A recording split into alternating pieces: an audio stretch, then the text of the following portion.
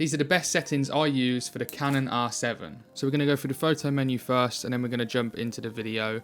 And the first setting that I always use is image quality, which I always shoot RAW.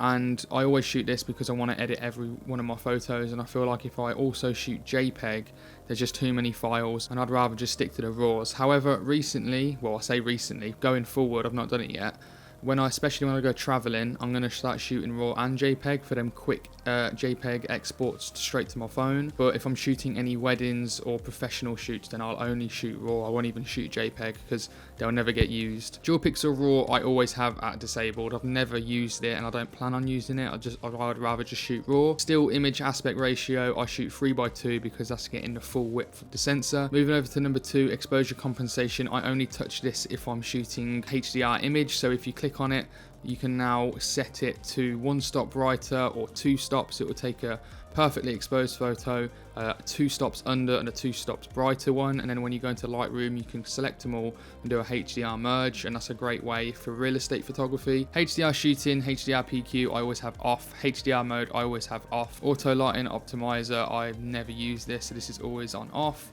Highlight tone is off, anti-flicker is on. Anti-flicker sometimes, if I have it off, then you see the shutter, when it's not working well with the lights, you see lines in the shutter because it's not a global shutter. And that is very annoying, and I've noticed that at some weddings. So whenever I use it now, I always have it on, and I've not had that problem since. Metering mode, I also have that on evaluated metering. White balance, I tend to always shoot in auto for photos because I don't think it matters as much with photography. It matters a lot with video because you can actually see the color shift in every shot that you take, like in one video. But if I really do need to set the Kelvin, like if I'm under professional studio lights, then I will go over to Kelvin and set it to the same Kelvin as what the lights are. I never use custom white balance, never use these. Color space is sRGB. Picture style I don't use, I'll just put it on auto. Clarity I don't touch, and I never use creative filters. Lens settings, I always have these on if available, which I have just put that on for this lens now. Third party lenses like Tamrons and Sigmas, and the majority of the time there's not going to be any data, so you can't use these, but these are quite nice. All of these I never touch. Multiple exposure, raw burst mode, focus bracketing. Again, these are all disabled unless I really do need them. Pre-shooting is pretty cool and it's only available with raw burst mode. So if you enable it, it will shoot half a second before you press the button. So if you do want that on, and just in case you miss something, that is a good way to make sure you don't miss a shot. Drive mode obviously depends on what you're shooting. Sometimes I want it on low speed continuous, sometimes I want it on high if I'm at weddings and I don't want to miss the shot. Interval timer, this is time lapse, how many number of shots and how long you want to do it for. Silent shutter is off. I normally have that on if I'm in the electronic mode, but you can't have electronic shutter if you're in anti-flicker shooting. So the majority of the time I am in mechanical. Image stabilizer mode is always on, but I don't use digital IS. I only use it sometimes if I very need it, mainly for video, never for photos. Quick controls, I've always leave this, everything's on. I think it's pretty cool that you can update this and change it.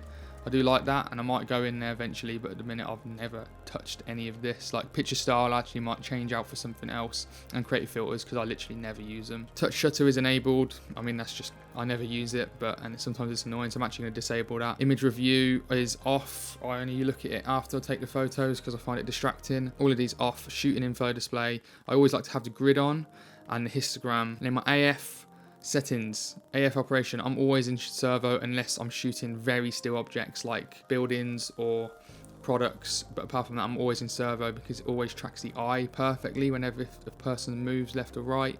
AF area, I like the AF around one. Subject tracking is on. Subject to detect is people because I never really shoot these. Eye detection enabled, that's always on. Servo to, I just have that on auto. I never touch any of these, it's literally just auto because I think it does a pretty good job at it. All of these I kind of just ignore, to be honest. I never touch these. Manual focus peaking, I like that this level has peaking. I have it on high and I have it on red just so I can see what's in focus. Focus guide always helps with manual focus, so I always have that on as well.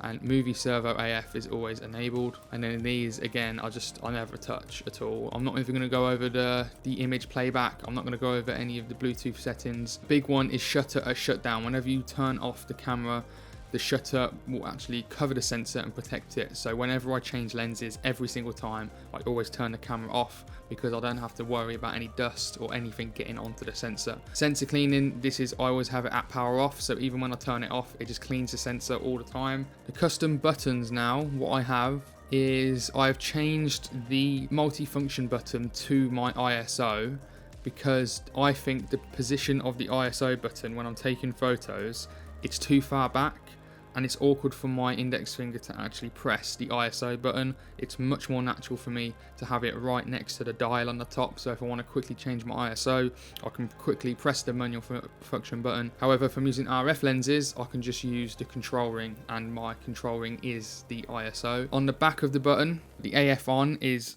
eye autofocus, so no matter what mode I'm in, even if it's AF around, and if I press that button, it will automatically autofocus straight to the eye.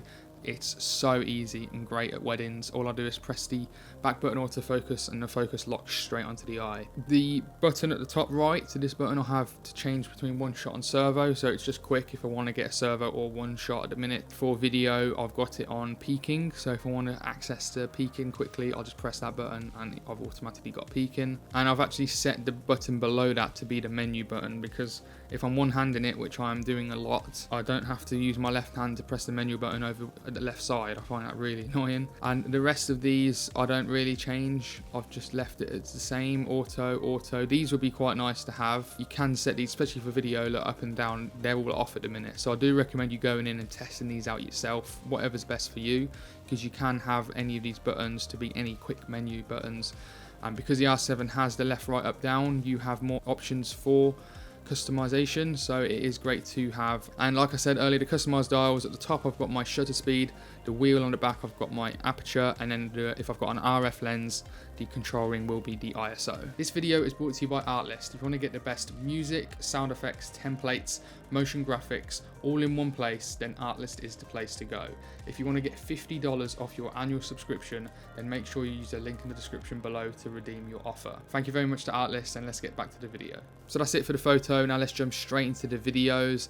And movie record size, automatically I have at 4K fine, 25p in IPB. If I want to shoot slow-mo, 4K 50 IPB. If I'm shooting any talking head videos, if I'm shooting anything in 25p, I'll always be shooting in 4K fine. The 4K fine is actually downsampled from 7K, so you're getting a really nice high quality 4K over just the normal 4K.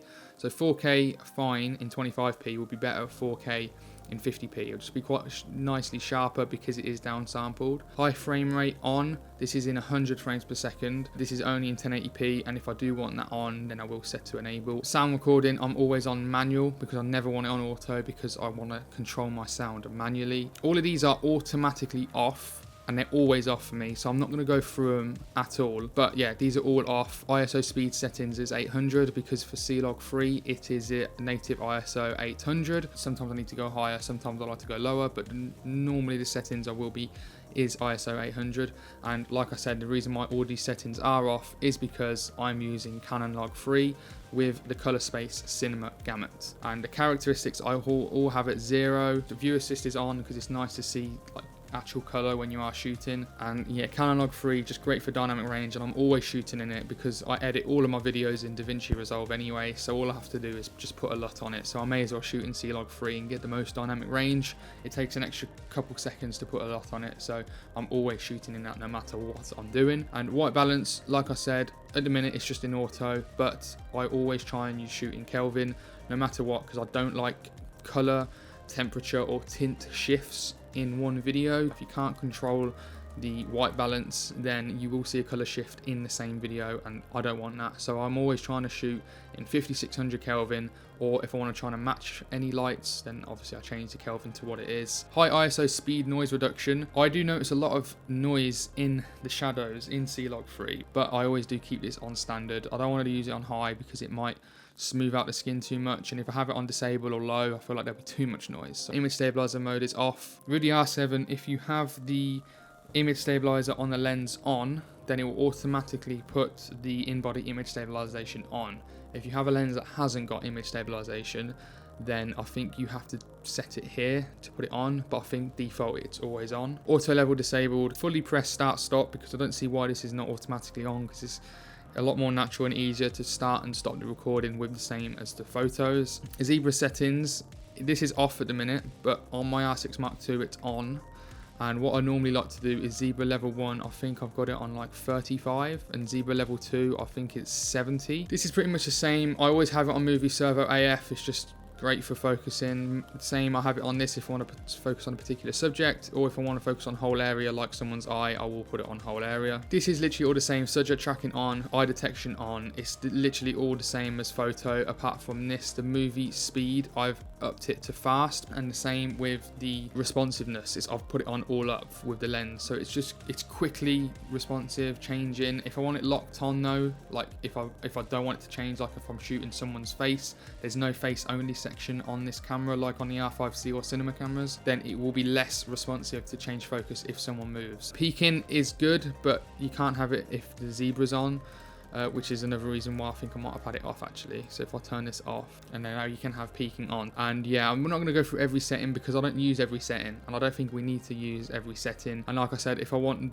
up to be zebras, yeah, zebra. So now if I want to use zebras, I can go back to the menu, put zebras on. You can put all these settings as to what you want, and the best way to do that is obviously find what works for you, find what settings you need and what settings you need for certain jobs, and then you can update this as you go along, like I am. I'm not always sticking to this, so if you want an early start on what you might want in your customizable buttons, and you can copy these. So they're my full settings that I use with the Canon R7. Leave a comment down below if you did find it helpful, and if you did enjoy it, you might like this video up here. We'll actually talk about the best lens for your APS-C camera, so it'll be perfect to match with your Canon R7.